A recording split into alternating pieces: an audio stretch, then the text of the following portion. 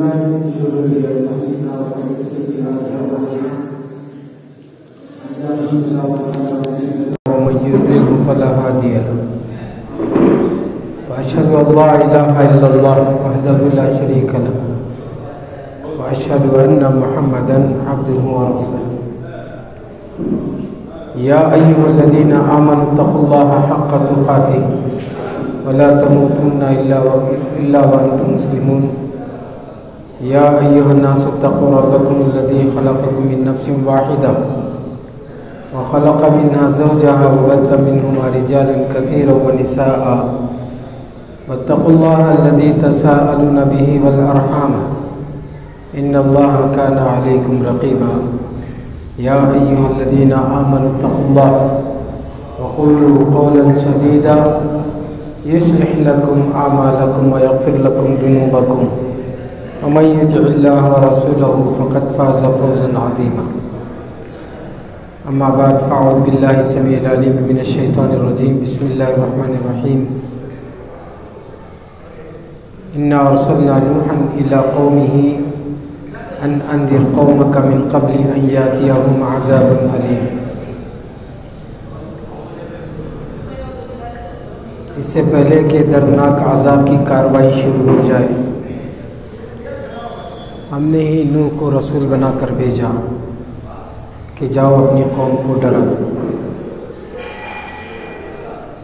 हम दावती साथियों को ये बात अच्छी तरीके से समझ में आना चाहिए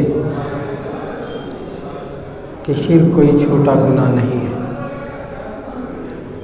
इन्नहु मन युश्रिक बिल्लाहि फ़क़द हर्रमल्लाहु अलैहिल जन्नह। जो लोग अल्लाह के साथ किसी दूसरे को शरीक ठहराते हैं उन पर अल्लाह ने जन्नत को हराम करार दे दिया है। उनकी आखिरत तो बर्बाद हुई। दुनिया में भी शिर्क करने वाले समाज के साथ अलग अलग कार्रवाई हुई है। बाज़ कौमें ऐसी हैं जिनको अल्लाह ताला ने मुकम्मल साफ़ कर दिया, जैसे कौम आद, कौम समूद। ये वो कौमें हैं जिनको अल्लाह ताला ने मुकम्मल साफ़ कर दिया। अगर कुरान इनके बारे में तफसील बयान ना करता तो लोग इनको भूल जाते।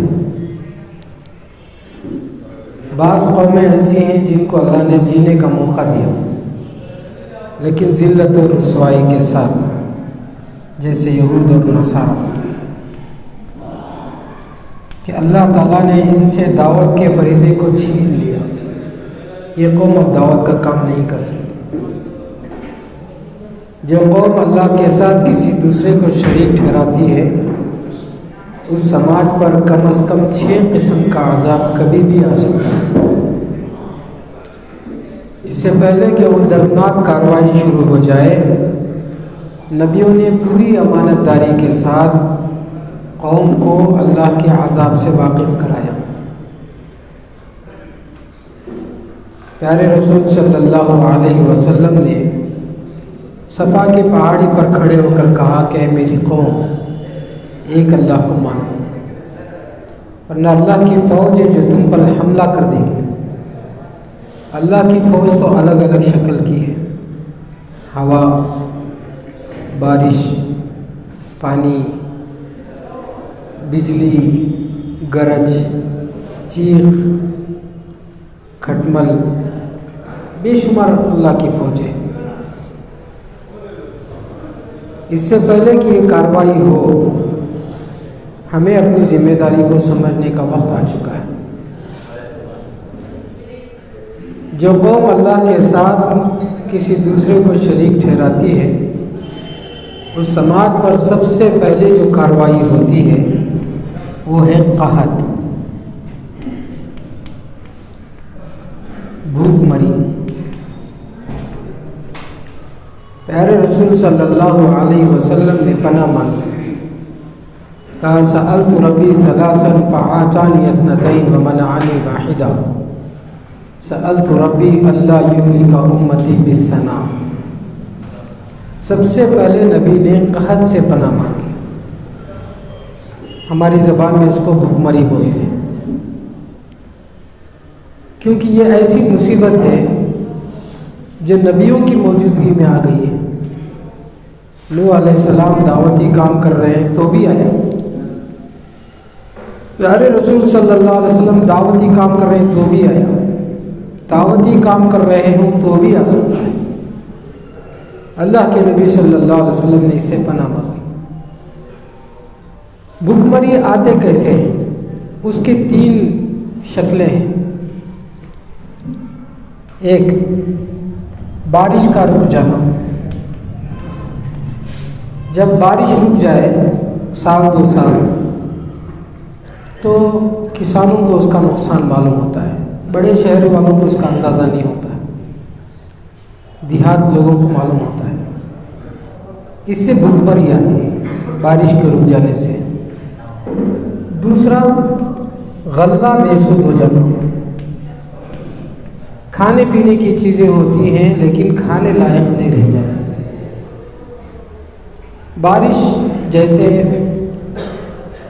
कौम नूह के साथ हुआ, अल्लाह ने बारिश को रोक दिया। कुफार मक्का के साथ हुआ, अल्लाह ने बारिश रोक दिया।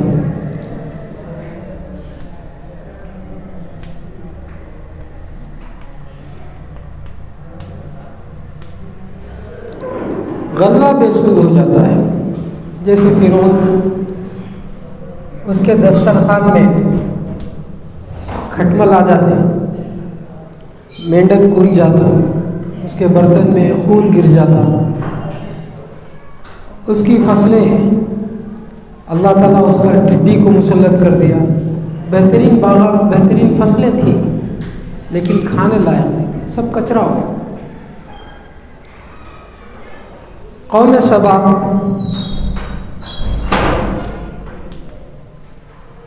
बेहतरीन बागात थे, अल्लाह ने डैम को तोड़वा दिया तो बेहतरीन फल फलारियाँ थी, पूरा कीचड़ बन गया। या तो बारिश रोक दी जाती है तो भुखमरी आती है, या गल्ला बेसुध हो जाता है तो भुखमरी आती है। तीसरी शक्ल जो भुखमरी की है वो है वबाई बीमारी।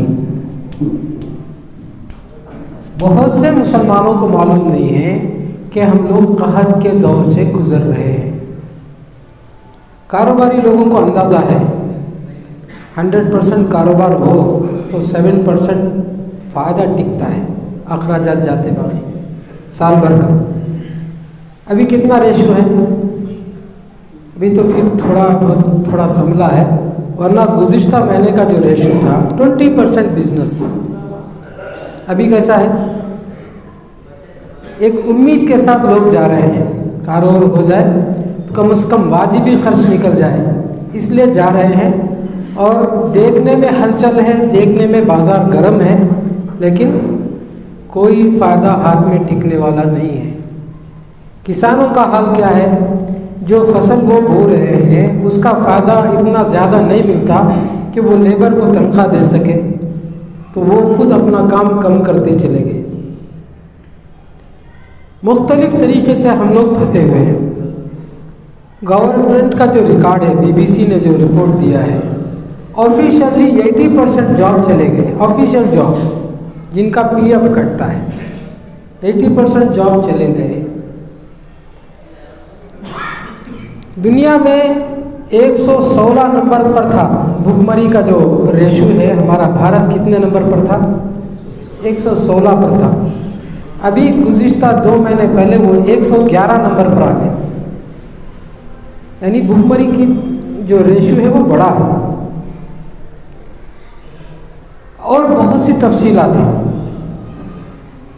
ये जो कहत है दिखने में नज़र नहीं आ रहा, लेकिन आहिस्ता आहिस्ता इसका नुकसान बढ़ता चला जाएगा।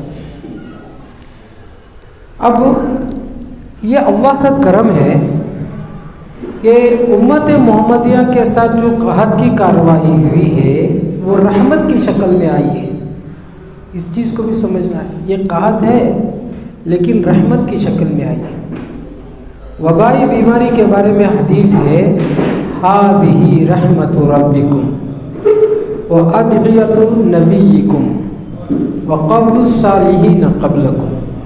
वबाई बीमारी ये तुम्हारे रब के तरफ से रहमत है, तुम्हारी नबियों की इसके सिलसिले में दुआएं हैं, और तुमसे पहले जो लोग गुजरे हैं, जो नेक लोग गुजरे हैं, उनके मौत का ये ज़रिया है। कहत वैसे कहत है, लेकिन उम्मत मोहम्मदिया के साथ ये मामला हुआ है कि जिस शक्ल में कहत आया है वो किस शक्ल में है? वो रहमत की शक्ल में है। कैसे रहमत बन गया? सबको मालूम है 2020 में 1 अप्रैल को NRIC आने वाला था। सबको याद है? याद है कि नहीं आने? कौन सी चीज़ उनके लिए रुकावट बन गई? ये वबाई बीमारी। ये वबाई बीमारी हमारे लिए रहमत बनकर आया है, लेकिन गैर मुस्लिमों के लिए धमकी है। गैर मुस्लिमों के लिए धमकी है। वबाई बीमारी के वजूहात क्या है, या कहत के वजूहात क्या है? क्यों कहत आता है दुनिया में? उसकी 3 बुनियादी वजह है। एक, शिर्क। जो कौम शिर्क करती है उस समाज पर अल्लाह ताला कहत की कार्रवाई करता है। दूसरी वजह, ज़कात की चोरी।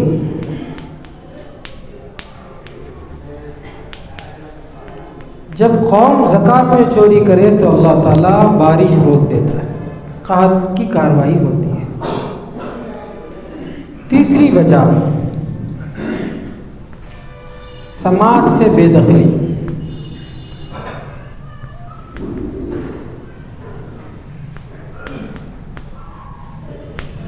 डिटेंशन की पॉलिसी। डिटेंशन कोई ये नया लफ्ज़ तो नहीं है। सब लोग डर रहे थे कि डिटेंशन सेंटर बन रहा है, ये हो जाएगा, वो हो जाएगा। अपने ही समाज के लोगों को जब समाज से काटा जाता है, समाज से बेदखली का निज़ाम बनाया जाता है, तो अल्लाह ताला की तरफ से कहत की कार्रवाई होती है। पूरी दुनिया में अलग अलग तरीक़े से समाज से बेदखली का निज़ाम बनाया जा रहा था।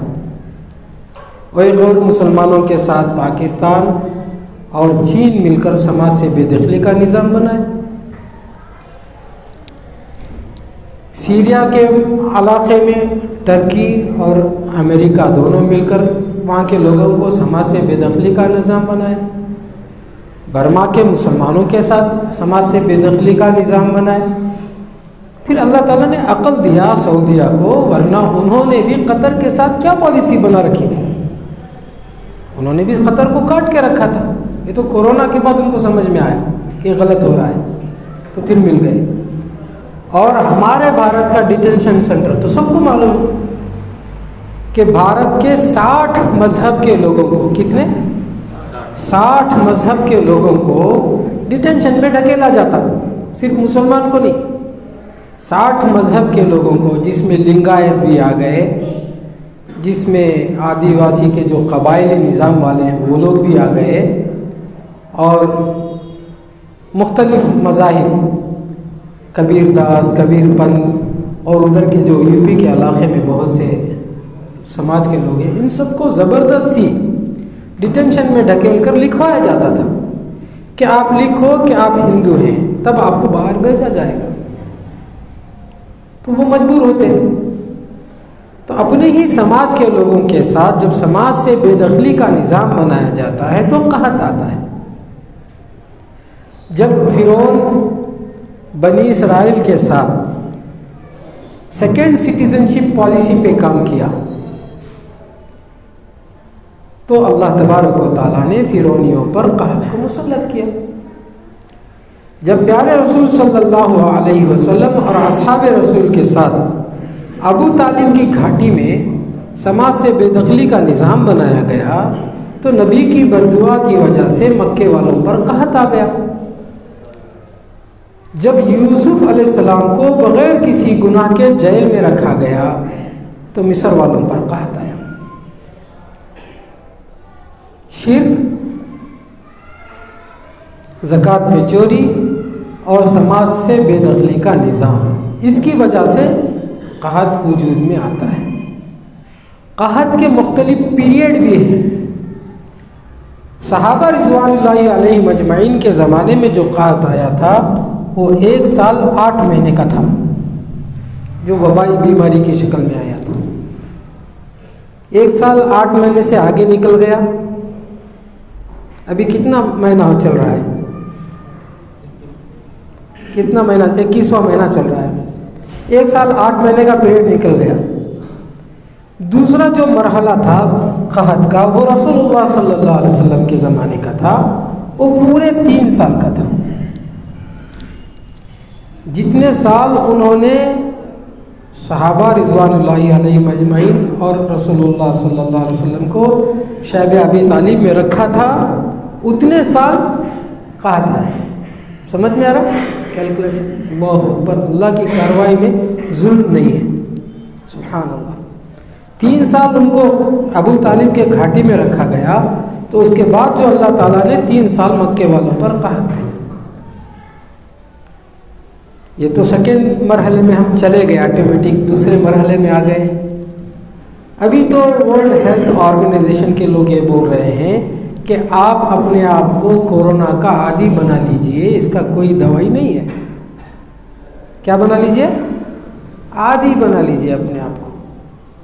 साइंटिफिकल तौर से लोगों को कन्विंस कर रहे हैं कि आपको एक बार आकर चला गया तो आपका प्लाज्मा आपके लिए काफ़ी हो जाएगा। इस तरीके से लोगों को कन्विंस कर रहे हैं, क्योंकि इनके पास दवा नहीं है। कार्रवाई अल्लाह की तरफ से है, दवाई कहाँ से आएगी? दवाई सामने रहे तो भी समझ में नहीं आएगा उनको। जब कार्रवाई अल्लाह की तरफ से हो तो यही मुश्किल है। अगर 3 साल का पीरियड निकल गया तो फिर क्या होगा? उससे बढ़ गया तो मिस्र वालों पर जो कहत आया था वो पूरे 7 साल का था। कहत की ये मरहले है, या तो 1 साल 8 महीने में ख़त्म हो जाना था, नहीं हुआ तो 3 साल रहेगा। अगर 3 साल में नहीं गया तो कितने साल का है कहत का पीरियड? 7 साल का। अभी हमारी हालत क्या है? हम लोग इसको बर्दाश्त करने के लिए रेडी हैं? अभी दिल मिला रहे हैं, परेशानी बढ़ गई है। समझ में? अल्लाह अकबर। अगर इसको ना समझे हम लोग तो ये भी समझ लीजिए कि ये किसी बड़े आफत की तरफ इशारा है। कहत बज़ाते खुद अजाब नहीं है। अजाब अगर होता तो याकूब अलैहिस्सलाम परेशान नहीं होते। उस ज़माने के सबसे शरीफ इंसान वही थे।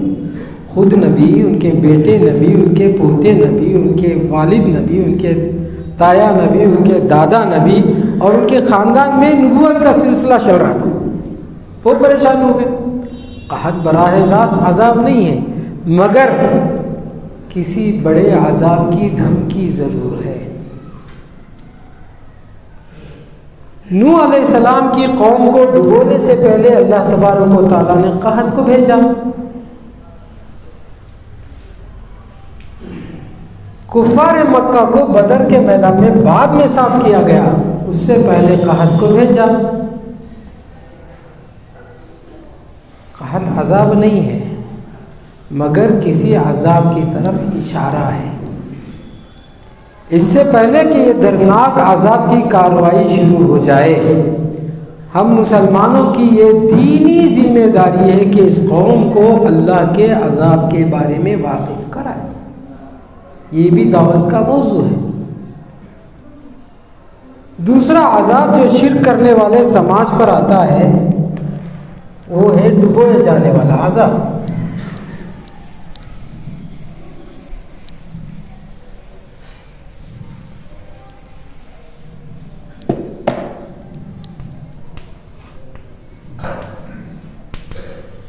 कौम नूह को अल्लाह तबारक व तआला ने शिर्क की वजह से डुबोया, कौम सबा को डुबोया, और डुबोए जाने वाला अजाब कोई ज़रूरी नहीं कि आबादी किसी नदी या समंदर के किनारे रहे। 2010 में करनूल के शहर में दाखिल हो गया पानी। 2012 में राजस्थान के रेगिस्तान में सैलाब आ गया। रेगिस्तान में भी कहीं सैलाब आता है? बारिश तो होती ही थी, जमीन से पानी उबलता था। 2014 में कश्मीर के पहाड़ी इलाके में सैलाब आया। 5 दिन का बारिश, मामूली बारिश, लेकिन 5वें दिन की जो बारिश है उनकी ये थी, समझ रहे थे कि 5 दिन का साल में एक बार ऐसा बारिश होता है, वैसा समझ रहे थे। लेकिन 5वें दिन की बारिश जहरीली बारिश थी। जिस चीज़ को भी उसने डिस्टर्ब कर दिया, फिर कभी इस्तेमाल में नहीं आया। इवन प्लास्टिक भी इस्तेमाल में नहीं आया, दरवाजे भी इस्तेमाल में नहीं आए। अल्लाह अकबर। 2018 में केरला के पहाड़ी इलाके में सैलाब आया। पहाड़ में भी कहीं सैलाब आता है। आधे घंटे की बारिश होती, 6 फीट पानी खड़ा हो जाता, फिर आधे घंटे का वक्फा, फिर आधे घंटे की बारिश होती, फिर 6 फीट पानी खड़ा हो जाता, फिर आधे घंटे का वक्फा। सुबह से शाम तक यही सिलसिला चला है।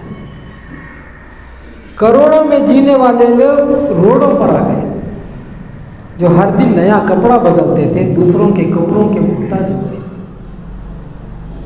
अभी करीब का कोकन 2021 क्या 2021 खूब गल्ले पहुंचे, बहुत राशन पहुंचा, बहुत ताउन हुआ पूरी दुनिया से। मैंने वहाँ के एक वॉलंटियर से, जो हमारे साथी हैं, मैंने पूछा वहाँ असल तकलीफ क्या है वो बताइए। इसके तरफ लोग तवज्जो नहीं दे रहे हैं, असल तकलीफ क्या है वो बताइए। उन्होंने कहा क्या बताएं मौलाना, शर्म की बात है, सारे कपड़े आ गए, सब गल्ला आ गया, सब कुछ हो गया, लेकिन औरतों के अंदर के कपड़े कोई नहीं दिया। ये किससे जाके पूछे? इनको महाना मसाइल होते हैं, कौन इसकी तरफ तवज्जो दिया? अल्लाह हिफाजत फरमाए कि ये सब मुसीबतें हमारे इलाके में नहीं आ सकती। क्या हम सब महफूज हैं? याद रखिए, किसी कौम पर कोई अजाब की कार्रवाई होती है तो उसके अंदर बुनियादी 3 सिफत होती है। पहली बीमारी ये आती है, हाजा आरिज़ुम मुमतिरुना। कौम आद ने कहा था कि ये हमारे लिए रहमत के बादल है। कोई भी मुसीबत को रहमत की इस नज़र से देखेंगे तो परेशानी का आगे जाके खतरा है। दूसरी बीमारी ये होती है, इन्ना ततय्यरना बिकुम,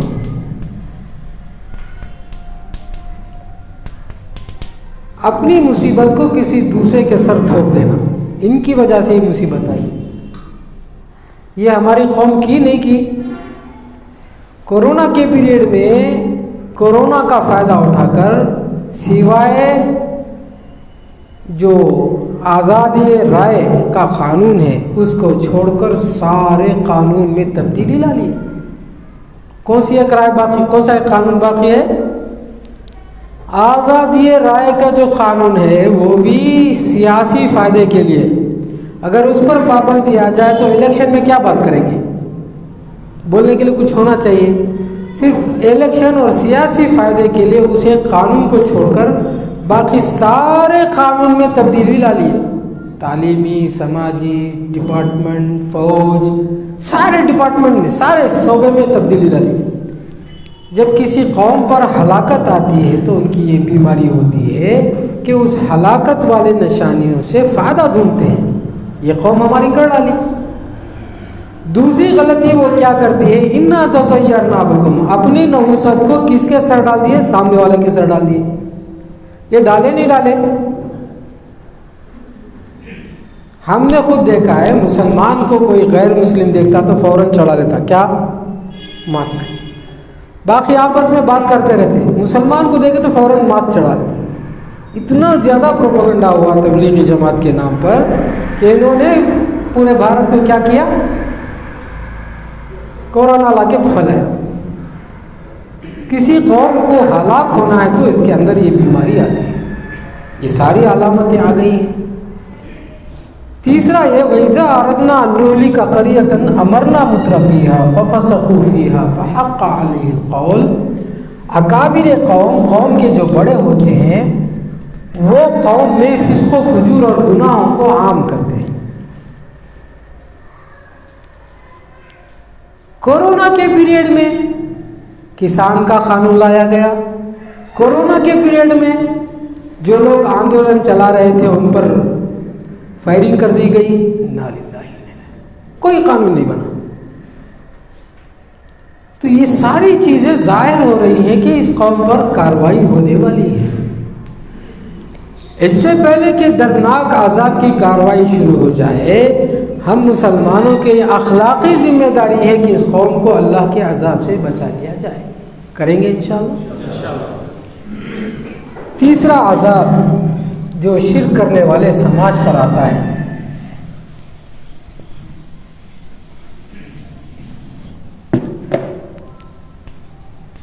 वो है आपसी झगड़े। बअसुहुम बैनहुम शदीद तहसबुहुम जमीअन व क़ुलूबुहुम शत्ता ज़ालिका बिअन्नहुम क़ौमुन ला याक़िलून। इनके दरमियान ज़बरदस्त झगड़े हैं। आप बज़ाहिर इनको मिले हुए महसूस कर रहे हैं, हालांकि इनके दिल बिल्कुल इस तरीके से बिखरे हुए जैसे चावल के दाने बिखर जाते हैं। ज़ालिका बिअन्नहुम क़ौमुन ला याक़िलून, इसलिए कि इस कौम को अक्ल नहीं। अपने पसंद का खुदा अलग, भाई का खुदा अलग, माँ बाप का खुदा अलग, घर का खुदा अलग, गली का खुदा अलग, मोहल्ले का खुदा अलग, गांव का खुदा अलग, अच्छाई का खुदा अलग, बुराई का खुदा अलग, हर तस्वुर का एक खुदा है। जब इंसान इतने सारे खुदा बनाकर चलेंगे तो आपस में झगड़े होंगे। प्यारे रसूल सल्लल्लाहु अलैहि वसल्लम ने पनाह मांगी, सअलतु रब्बी अल्लाह यजअला बअसहुम बैनहुम, कि अल्लाह मेरे उम्मत में झगड़े ना हो। नबी की उम्मत में, मोहम्मद सल्लल्लाहु अलैहि वसल्लम की उम्मत में ये कौम भी है, सिर्फ मुसलमान तो है नहीं। फमनअनी, हाँ, अल्लाह ने इस दुआ को कबूल नहीं किया। ये ज़ात पात के झगड़े, ये ऊंच नीच के मसाइल, ये भेदभाव, ये दलित ब्राह्मण के झगड़े, ये छूत अछूत, ये क्या है? शिर्क की वजह से आया हुआ अल्लाह का अज़ाब है। इस कम अक्ली पर हमें मातम मचाना चाहिए कि पहले से ये अज़ाब है, जो आपस में झगड़ा करना, ज़ात पात का निज़ाम अज़ाब है। इसको इन्होंने मजहब का रंग दे दिया, दीन का नाम दे दिया। इस कौम की बदबख्ती है कि अज़ाब को इन्होंने क्या नाम दे दिया? मजहब का रंग दे दिया। इनके साथ ये अलमिया है। और मुस्लिम कौम का हाल क्या है? मुस्लिम कौम इस ज़ात पात का सियासी फ़ायदा ढूंढ रहे हैं। इन्ना लिल्लाहि व इन्ना इलैहि राजिऊन। पहले से कौम किसी अज़ाब में फंसी है, उस अज़ाब से हम कैसा सियासी फ़ायदा ढूंढेंगे? प्यारे रसूल सल्लल्लाहु अलैहि वसल्लम के ज़माने में औस और खज़रज का झगड़ा आया था। चाहते तो रसूलुल्लाह सल्लल्लाहु अलैहि वसल्लम इस झगड़े का फ़ायदा उठाकर मक्के वालों के दांत खट्टे करा देते, लेकिन रसूलुल्लाह सल्लल्लाहु अलैहि वसल्लम ने क्या कहा? झगड़े से अच्छा हल मेरे पास है। उन्होंने पूछा क्या है? कहा क़ूलू ला इलाहा इल्लल्लाह, तुम एक अल्लाह को मानो। ये जो ज़ात पात के झगड़े हैं उसका इलाज ही दावत है। इसके बजाय हम कुछ भी करने जाएंगे हम कामयाब नहीं होंगे। ये जो झगड़ा है ज़ात पात का, इससे हम फ़ायदा नहीं उठा सकते, इसका इलाज ढूंढना पड़ेगा, और वो है ला इलाहा इल्लल्लाह। अल्लाह ने मुसलमानों को सालिसी का किरदार दिया है। हम दो कौमों के दरमियान झगड़े को ख़त्म करने वाली कौम है, उस झगड़े का फ़ायदा उठाने वाली कौम नहीं है।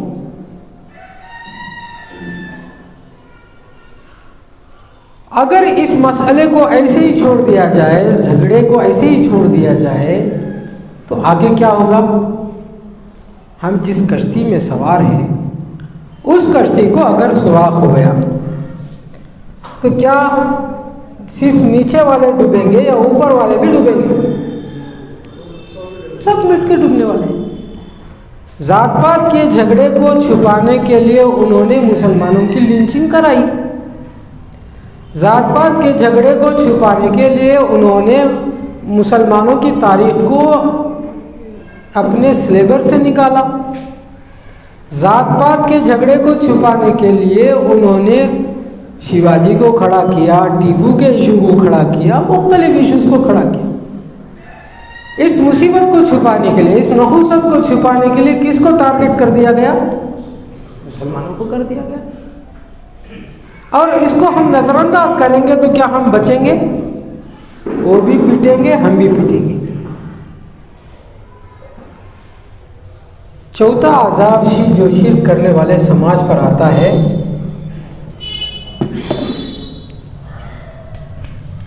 वो है माली बुहरान, इक़्तिसादियात का ज़वाल, इकॉनमी का गिर जाना। कौम नूह के जो मसाइल थे, उन मसाइल में से एक मसला ये था कि वो माली बहरान का शिकार हो गए। कुल तस्तग़फिरू रब्बकुम इन्नहु काना गफ़्फ़ारा युरसिलिस समाअ अलैकुम मिदरारा व युमदिदुकुम बिअम्वाल। ये लोग जाकर अपनी मूर्तियों से माफ़ी मांगते थे, तो नूह अलैहिस्सलाम ने कहा कि मूर्तियों से मत माफ़ी मांगो, रब से माफ़ी मांगो। हमारा मुल्क का प्राइम मिनिस्टर बांग्लादेश से आकर बंगाल में उतरता है और उतर कर काली की मंदिर को जाता है, जाकर कहता है दया करो। किससे दया मांग रहा है? काली की मंदिर से दया करो। उसको नहीं मालूम कि रहम कौन करता है? अल्लाह करता है। यही गलती कौम नूह ने की, तो नूह अलैहिस्सलाम ने कहा कि रब से माफ़ी मांग। कोरोना से पहले हमारे मुल्क का जो जीडीपी था वो 5% माइनस चल रहा था। फिर बीच में एक ऐसा वक्त आया 39% माइनस चल रहा था। 39% माइनस, यानी किसी कंपनी में कोई कंपनी को बाकी रख लेना है तो 35% लोगों को जॉब से निकालना है, तब जाके वो कंपनी टिकेगी। सैलरी एफर्ट्स बढ़ा नहीं सकती। धड़ाधड़ कई कंपनियां बेंगलुरु छोड़ के भाग गई। कई कंपनियां, बड़े बड़े इमारतें खड़े हैं, जॉब नहीं है, नहीं मुकाबला कर सकते। 39% माइनस से अचानक 24% माइनस आ गया, वो भी कोरोना के पीरियड में। कितना डेवलपमेंट हो गया?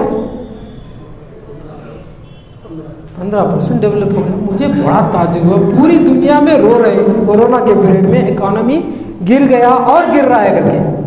टर्की का जो ये है उसका वैल्यू गिर गया है, लेकिन हमारे देश का वैल्यू कैसा बढ़ गया? मैं रिपोर्टर से जाके बात किया, हुआ कैसे? समझना चाहिए ना, हम जिस मुल्क में वहाँ के हालात को समझना चाहिए। 39% माइनस का 24% माइनस, यानी मतलब ग्रोथिंग कैसा हो गया? तो बोले मौलाना सीधी सादी बात है कि अब की बार जो जीडीपी में हिसाब किताब दिया गया है उसमें सारे ही कंपनियों को छुपा दिया गया है।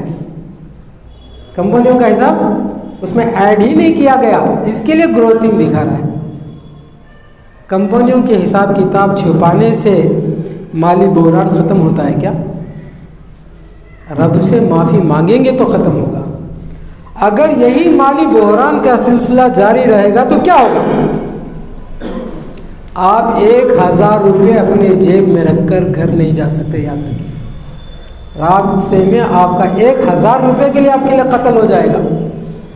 घर में बीवी बच्चे भूखे हैं, आपका 1000 रुपये वैल्यू है या घर के बीवी बच्चों का मसला है? चोरी, डकैती, सट्टा बाजार, सूद का कारोबार, चरस और गांजे का कारोबार सब बढ़ जाएगा। हो रहा नहीं हो रहा है?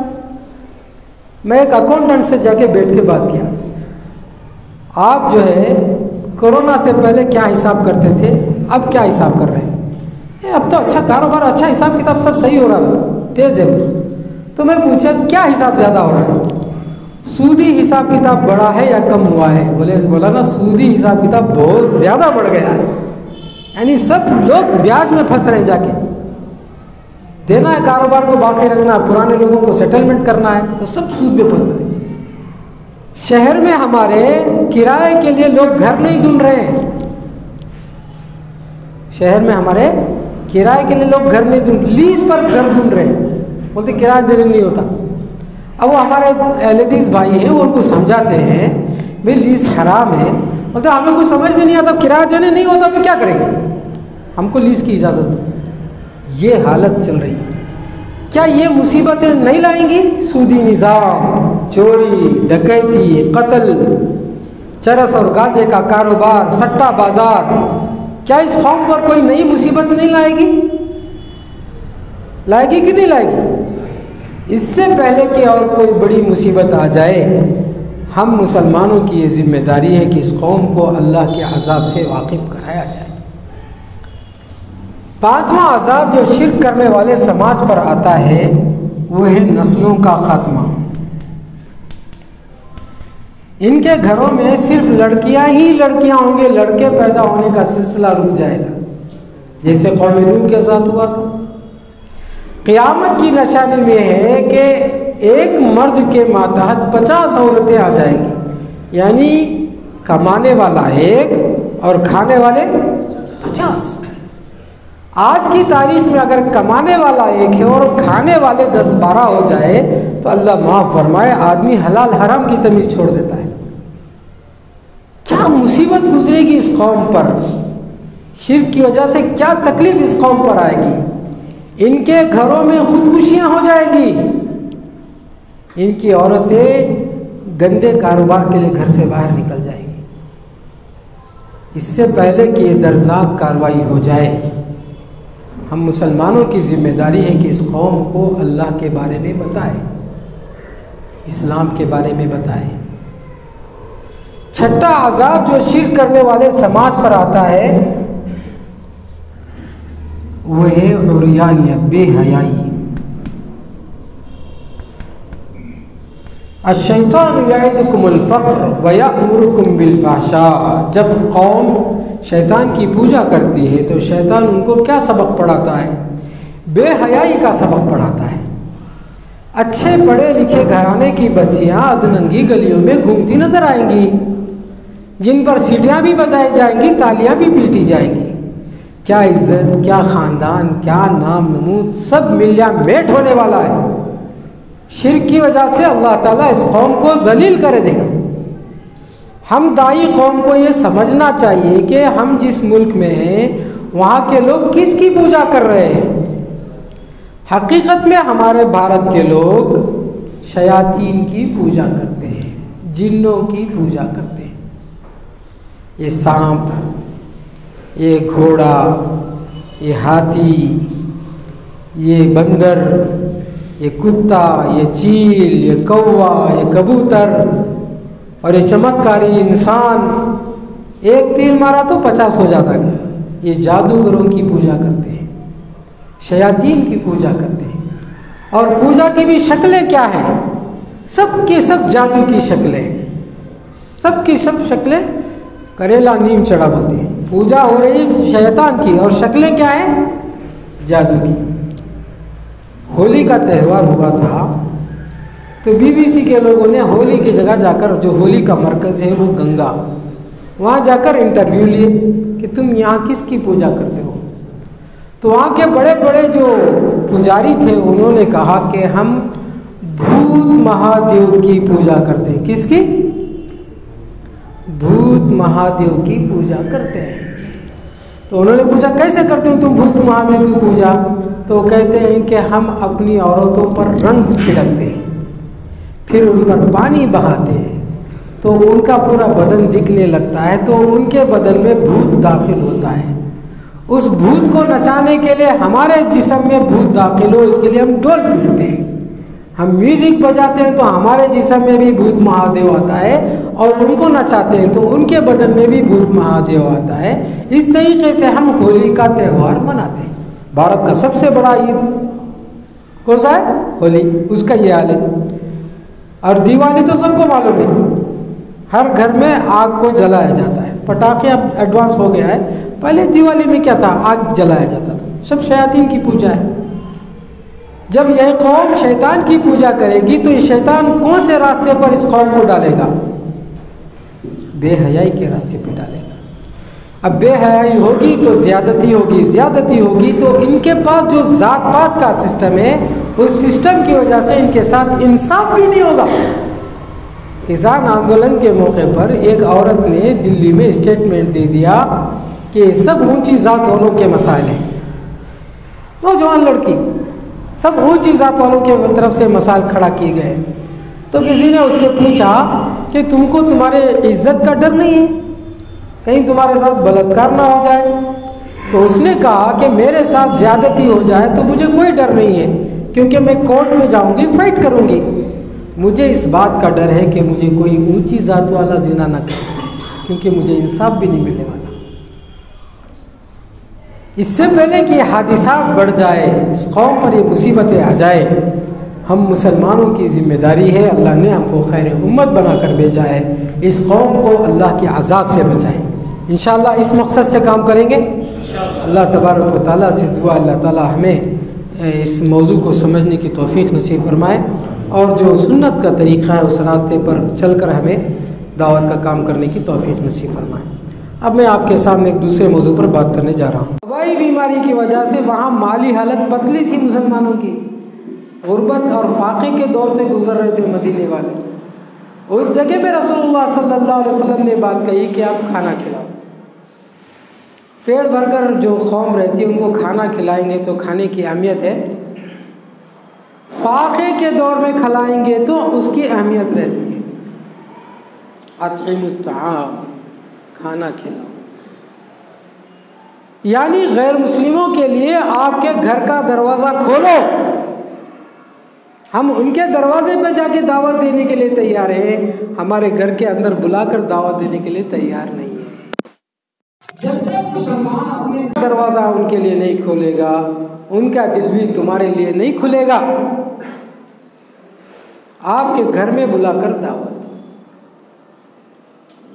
दावत दो का मतलब यह है कि सिर्फ मर्द को खिला के भेजो तो वो पैसे कमाने वाला खा लेगा, बचत पैसे में शराब पी के घर में जाके मारेगा, उसका तो पेट भर गया। अतइमुत ताआम का मतलब ये है कि उनको उनकी फैमिली के साथ दावत दो। बोलो आज हमारे घर में थोड़ा अच्छा पक रहा है, तुम बीवी बच्चों के साथ तशरीफ़ लाइए। अगर आप अपने कारोबारी, अपने एम्प्लॉयज़, अपने काम करने वाले दोस्त और अपने समाजी दोस्त उनको ये जब बात बोलेंगे वो आएंगे नहीं आएंगे। साल भर हमारी बिरयानी का इंतज़ार करती कौम, अगर आप उनको अच्छी दावत देंगे नहीं आएंगे, दौड़ के आएंगे। अतइमुत ताआम, खाना खिलाओ। औरतों को अलग भेज दो, मर्द अलग बैठकर खाओ। बच्चे बेतरतीब खाना खाएंगे, खाने का सलीका सिखाओ बच्चे को। वो खाना छोड़कर उठ जाएगा, उसका झूठा खा के दिखाओ।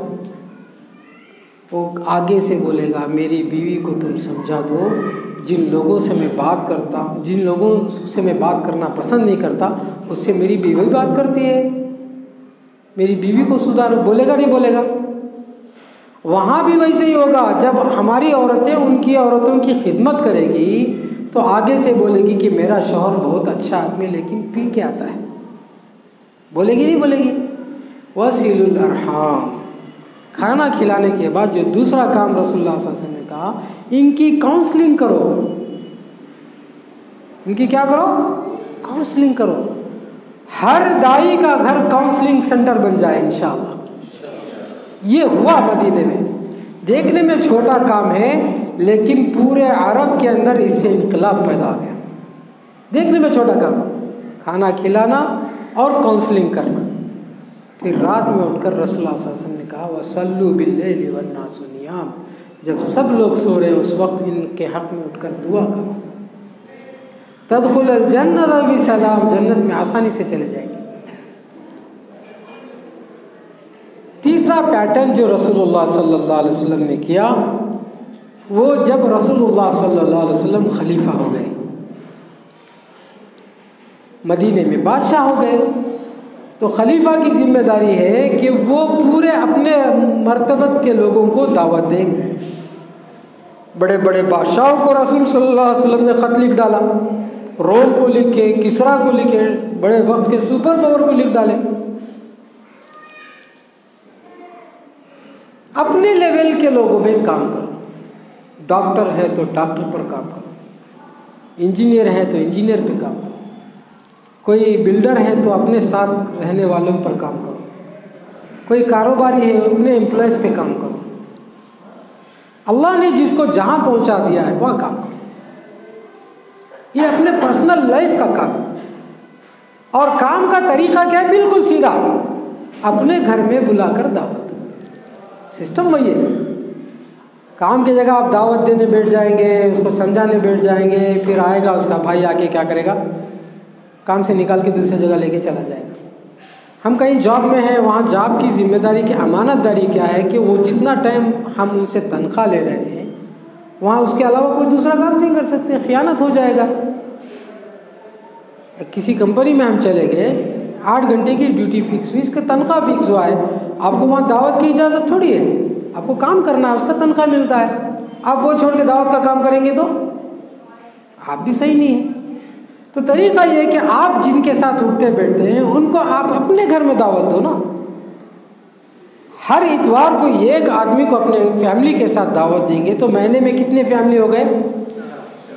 और साल में कितने दूर तक आप फैमिली को दावत देंगे इंशाअल्लाह। ये आपके पर्सनल एक्टिविटीज़ में आ जाना चाहिए। कानून कुछ भी हो जाए, क्या आपके घर में कानून घुसेगा? ये हमारा मामला है भाई। मैं दोस्त को खाना खिला रहा हूँ, मेरी मर्जी, तुम दोस्त को रोक लो, तुम्हारी मर्जी। अभी तो मोहन भागवत ने कहा कि हम एक को भी हम हिंदू से आज़ाद होने नहीं देंगे। एक आदमी को भी हम हिंदू मज़हब से आज़ाद होने नहीं देंगे। यानी मतलब इतना वो लोग सोच रहे हैं, तो आप कुछ भी नहीं करेंगे तो कैसे? आपको करना पड़ेगा। वो अपना जोर लगाए, हम अपना जोर लगाएंगे। अपने पर्सनल लाइफ में दावत का हिस्सा आ जाना चाहिए। और एक आसान तरीका ये है कि जो लोग इस्लाम कबूल करते हैं उनको हफ्ते में एक बार अपने घर बुला लो, जुम्मा को बुला लो, खाना खिलाओ, छोटी छोटी दुआएं, नमाज की दुआ, वज़ू, आदाब, छोटा छोटा पढ़ा कर दे। ये भी एक आसान तरीका है। नौ मुस्लिम को अपने घर में बोलना तुम जुम्मा के दिन मेरे घर में खाना खा लो। जुम्मा के दिन तो अच्छा पकता है, हमारा घर का दरवाज़ा जुम्मा के दिन फिक्स। वो उसी बहाने से आपके घर खाने के बहाने से आपके साथ जुम्मा पढ़ेगा, बयान सुनेगा, फिर आपके दस्तरखान में खाना खाएगा, छोटी छोटी दुआएं सुन के चले जाएगा।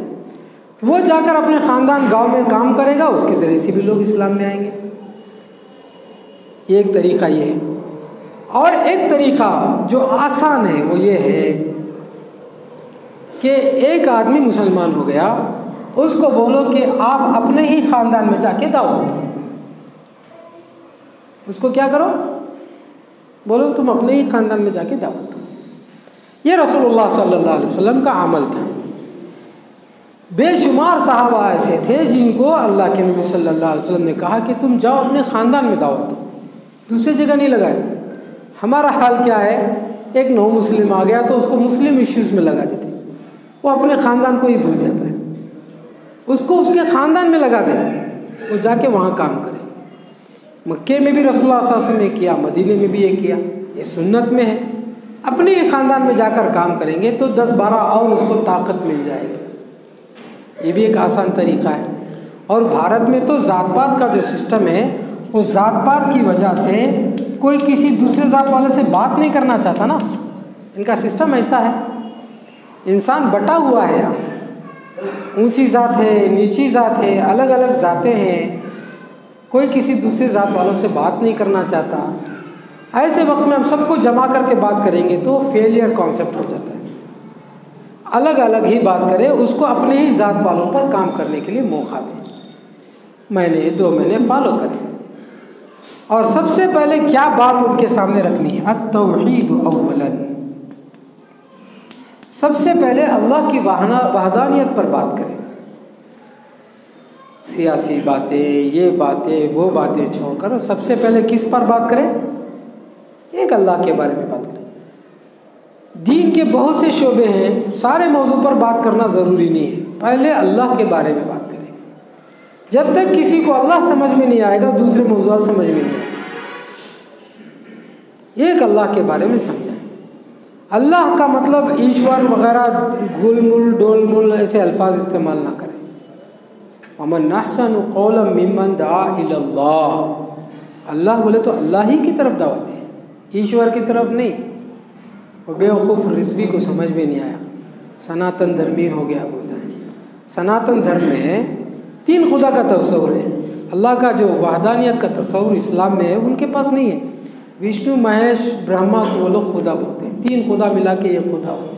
वो रिज़वी को समझ में नहीं आया, बोलते इस्लाम वहाँ भी है। पागल, थोड़ा भी रिसर्च नहीं किया। देखना चाहिए, इस्लाम को छोड़ के जाने से पहले कोई वहाँ तो खूबी तो हो, कुछ भी नहीं है। 3 खुदा को मान लिया, एक खुदा को छोड़ के। इन्ना लिल्लाहि व इन्ना इलैहि राजिऊन। तो अल्लाह क्या ही लफ्ज़ हम इस्तेमाल करें, अल्लाह को समझाने के लिए जो भी आप इस्तेमाल कर सकते हैं करें, लेकिन लफ्ज़ अल्लाह को लाना ज़रूरी है, वरना आपकी पूरी मेहनत उनके खुदाओं की तरफ हो जाएगी, उनके खुदाओं की तरफ हो जाएगी। अल्लाह की तरफ बुलाएंगे तो वाहिद जो अल्लाह वहदहू ला शरीक है उसकी तरफ दावत है। जब तक अल्लाह उनको समझ में आए ना आए दूसरे मौजू पे ना जाए। एक बुजुर्ग आदमी बिल्कुल ट्रेनिंग में चढ़ नहीं पा रहा, उसको आप पकड़ नहीं चढ़ा, इतना कमजोर था कि जाके कुर्सी पे भी नहीं बैठ सकता। उसको हम पकड़ के चढ़ाए, इतना कमजोर था कि जाके कुर्सी में भी नहीं बैठ सका, वहीं बैठ गया। हम समझे एक घर भी नहीं जाएगा, इतना कमजोर था।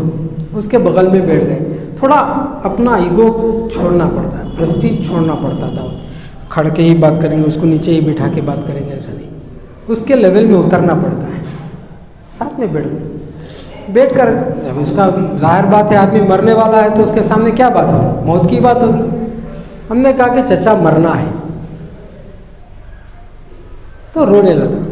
मरने के बाद जन्नत है और दोज़ख है, तो रोता है और पूछता है किसने देखा है जन्नत को, किसने देखा है दोज़ख को। रो रहा है और पूछा। तो मुझे एहसास हुआ कि हमने कौन सी बात छोड़ दी, तौहीद छोड़ दी, सीधे मौत के बाद की कहानी शुरू की। हमने उससे पूछा क्या आप इस बात को मानते हो कि पूरे आसमान और ज़मीन को चलाने बनाने वाला अल्लाह वहदहू ला शरीक है, इसको आप मानते हैं? तो उसने कहा कि हाँ, जिसको मुसलमान मानता है ना कि वो अल्लाह है उसको मैं मानता हूँ। क्लियर हो गया उसका। फिर हमने पूछा अगर वो अल्लाह कहे कि जन्नत है दोज़ख है तो आप क्या कहेंगे? तो उसने कहा कि अगर वो अल्लाह कहता है जन्नत है और दोज़ख है तो मैं जन्नत और दोज़ख पर ईमान लाने के लिए तैयार हूँ। एक पहले अल्लाह को समझाया जाए, बाद में दूसरे मौजू। एक आदमी बोला मैं आपसे बात नहीं करना चाहता। क्यों? आप हमारे खुदा को काट के खा जाते हो। हमारे पास तो गाय का मसला फ़िक़्ह का मसला है, उनके पास एतिक़ाद का मसला है। हमने उसे कहा कि पहले अल्लाह के बारे में बात करते हैं, फिर अल्लाह का तारुफ करवाया। अल्लाह का जब तारुफ करवाया गया तो ये भी होगा कि गाय की शक्ल में अल्लाह नहीं आता है, सारी बातें आ जाएंगी। जब अल्लाह का तारुफ हुआ तो मैंने उसे पूछा मैं गाय के बारे में थोड़ा बोलूं? तो उसने कहा कि मुझे सब समझ में आ गया। मैंने पूछा क्या समझ में आया? हम भी गाय खा सकते हैं। तो ये अल्लाह को पहले समझाया जाए, बाद में तलाक, बाद में खुला, बाद में जिहाद, बाद में अरबी ज़बान में कुरान क्यों आया, बाद में मोहम्मद सल्लल्लाहु अलैहि वसल्लम ही क्यों रसूल नहीं, दूसरे क्यों नहीं, सब बात में। पहले किस मौजू को समझाया जाए? अल्लाह, तौहीद को समझाया जाए। उसके बाद आखिरत। समझ लीजिए सिस्टम को। हम लोग सीधे रिसालत पे आ जाते हैं। सेकेंड लेवल पे क्या डिस्कशन हो? आखिरत, मरने के बाद की ज़िंदगी पर बात। लोगों को डिमांड तो पैदा हो कि रसूल की ज़रूरत है। जब डिमांड ही नहीं है, अब रसूल की बहस कर रहे हैं। तो जन्नत और दोज़ख की बात होगी, नाम अमाल की बात होगी, किस बुनियाद पर हमारा फैसला जन्नती का होगा, दोज़खी का होगा। एक रसूल को मॉडल बनाना पड़ता है, फिर वहाँ रसूल का तस्करा शुरू होता है। तो बात करने की जो मौज़ूआत हैं, एक है तौहीद, दूसरा है आखिरत, तीसरा है रिसालत, चौथा है कुरान, पांचवा है अखलाक। ये पैटर्न को हम समझ लेना चाहिए। इसके बाहर अगर आप जाना चाहते हैं तो वो उलमा के पास लाकर बिठा दें। इतना तो हम बता सकते हैं इंशाअल्लाह। तौहीद, आखिरत, रिसालत, कुरान और अखलाक, इतनी बातें ही गैर मुस्लिमों के दरमियान बोलनी है। कोई इससे हटकर कोई सवाल करता है तो वो हमारा काम नहीं, हम उस पर स्टडी किए नहीं ना। 3 तलाक का बहस हमें मालूम है क्या? निकाह फस्ख किसको कहा जाता मालूम है क्या? विरासत की बहस मालूम है क्या? उसके लिए उलमा पढ़े हुए, उनके साथ उनका आपका टहयत हो। कुछ सवालात हैं मौलाना गैर मुस्लिम के इस्लाम के बारे में, मौलाना से टाइम लेकर आ जाएं, बैठ के बात करें, सबसे आसान तरीका है, करेंगे इंशाअल्लाह। अल्लाह ताला से दुआ, अल्लाह ताला हम सबको सही नहज पर दावती काम करने की तौफीक नसीब फरमाए। आमीन। व आखिर दावाना अल्हम्दुलिल्लाहि रब्बिल आलमीन। अस्सलामु अलैकुम व रहमतुल्लाह।